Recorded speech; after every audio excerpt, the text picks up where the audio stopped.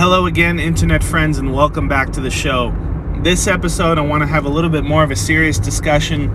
Generally, we stay pretty strictly on the topic of strength and conditioning, and if you've been following me for any amount of time, you know that we talk about strength and conditioning and fitness and health within the context and with the goal in mind of preparing for worst case scenarios and how you can be in the best shape possible so that you can respond to those situations as effectively as possible and survive them.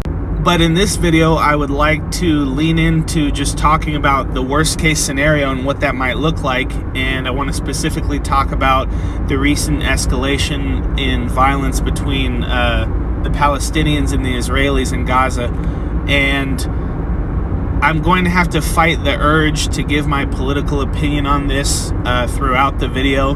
But I want to try and stay as objective as possible and just talk about the math of the situation, so to speak. I know it's a very tense situation. There's a lot of back and forth debate about who the land belongs to and who has the right to live there and America's involvement in the conflict and all that sort of thing. And lots of people have different feelings about the Israelis and the Palestinians and all that type of thing. But I want you guys to try and put that aside for a moment, however you feel about those things.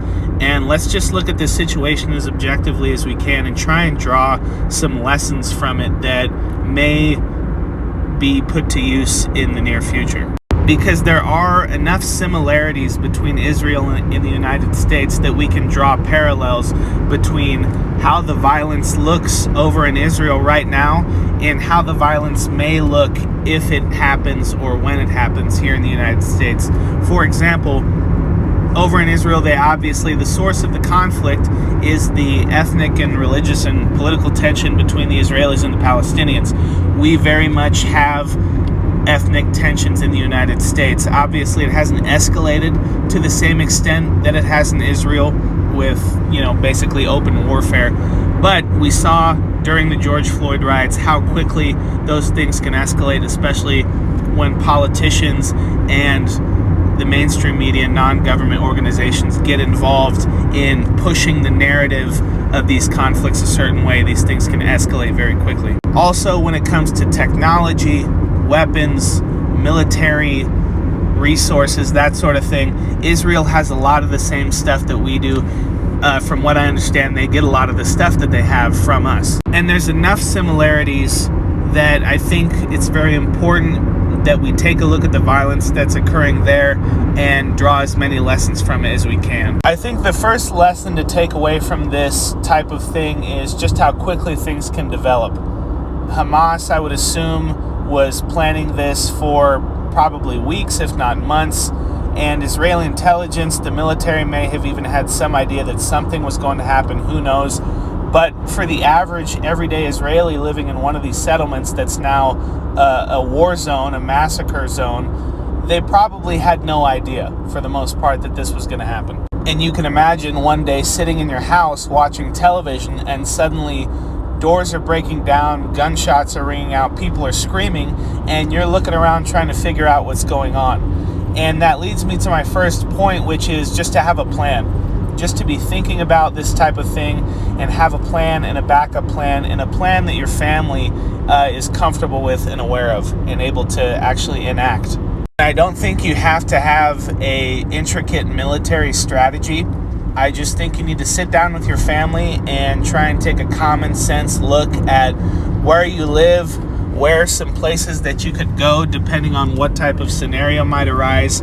Have a location that you could go to. Maybe it's a family member's house. Maybe it's a remote area that you're familiar with that you guys could set up in. Something like that. And then I would suggest having at least one or two backup areas where you could realistically go to if there was a natural disaster, civil unrest, whatever it might be. And along with that, having a plan as to what are we going to take and what are we going to prioritize if that time comes, so that within a couple of minutes you can have the car packed or backpacks packed if you need to walk, and you can be out the door so that you're not scrambling around for an hour and a half trying to organize kids and organize food and what you need to take and arguing about what you don't need to take. That's the last thing you need in this type of scenario. So just having a very simple plan knowing, hey, me and my wife have spoken about what we're going to take, what we're not going to take, and my wife knows the plan. I think this is very important because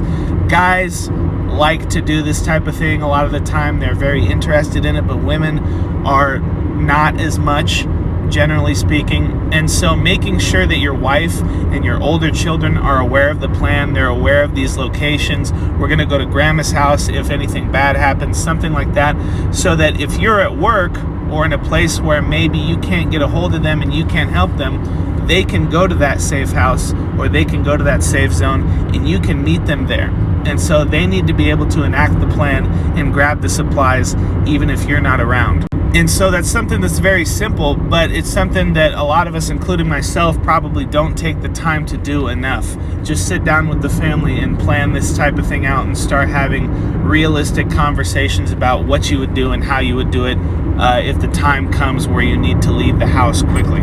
The second thing that I found very disturbing was the Israeli government announced after a couple of days that they would be shutting off utilities to certain areas that were being contested. I'm not sure how widespread the utility shutdown was or if it's still continuing. I believe it still is. But they essentially came out and said, hey, you know what? We're going in and we're going to go scorched earth, so you get no water, you get no electricity, you get nothing. And I think this tactic is especially prevalent and especially important for Americans to pay attention to. The federal government and the ruling class that is making a lot of the decisions that affect our lives in this country are not stupid. And they know that we are a very heavily armed country, and they know that we have a very deeply ingrained distrust of government. And so they're going to try and avoid open conflict in a way that the Israelis aren't really trying to avoid that open conflict quite as much. And so if we do come to a point in the future where there's some sort of escalation of force between the average American and the federal government and other organizations in the ruling class, then they're most likely, in my opinion, going to try more covert tactics that are beating around the bush, where they don't actually have to come out and meet people on the ground face to face. And one of the easiest and most effective ways to manipulate and control a population is to manipulate food and water and electricity and goods and services.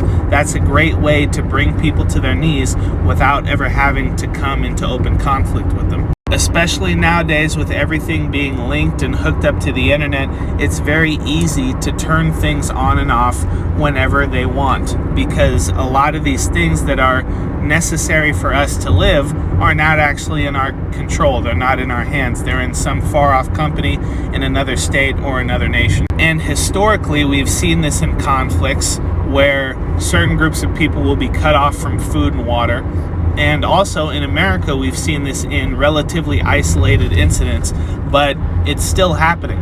We've seen people who push too hard against mainstream political narratives that they get bank accounts shut down, that they get social media accounts shut down. We've seen several cases of people with smart homes where they have doors and doorbell cameras and window locks and things like that that are hooked up to some type of tech company somewhere. They'll just get all their stuff turned off, they'll get locked out of their house, and essentially have everything that they need to survive be ripped out of their hands with the click of a button. And so you have to start asking yourself these questions. If the power in my city was cut off for a month, what would I do? How would I survive? If the water to my house was cut off for 6 weeks for whatever reason, what would I do? How would I survive? How would that affect the neighborhood around me if my neighbors don't have any water either? Where is the nearest fresh source of water that I could actually hope to drink out of?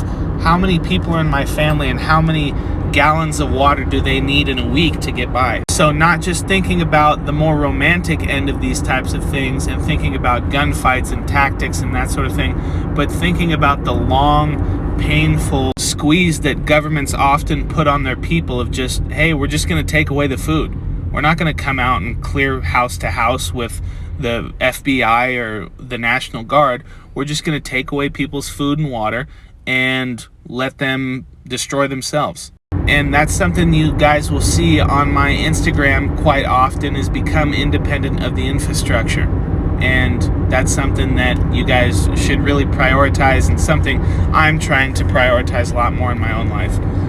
Kind of the last point that I thought of when looking at a lot of the videos of what was going on is just being organized. Having a team, having a community, having people that you can rely on in that type of situation and go to so that you guys can work together.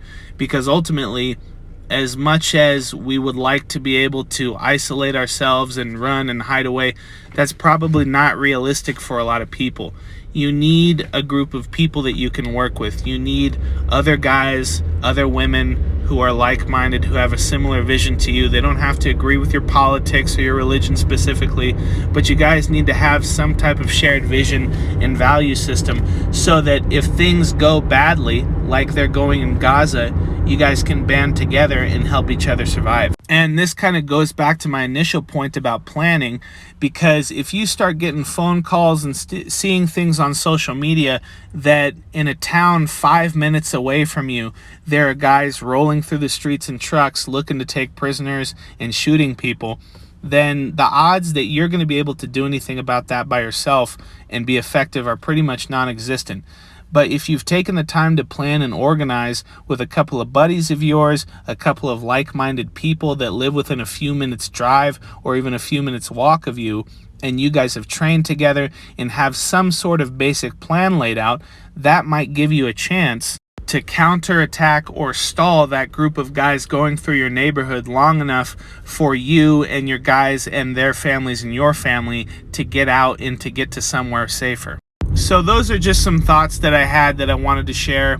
I think that nothing I've said is new. You probably already know everything that I've said, but it's always good to have these reminders, and it's always good to take a step back from the daily life and kind of take stock of how prepared you are for this type of situation. Because if you're the type of person to follow my channel and this type of video, you are of the belief that this type of thing is probably going to happen in the United States in a relatively short amount of time. And so this is the time when things are okay and things are good to prepare and to plan and to get our families ready and to build a community around us, build a network of like-minded people who care about the same things so that we can be ready for that type of situation and work together and win. Thanks for listening, guys. Please comment what you would like to see videos on in the future. I'm always looking for more suggestions.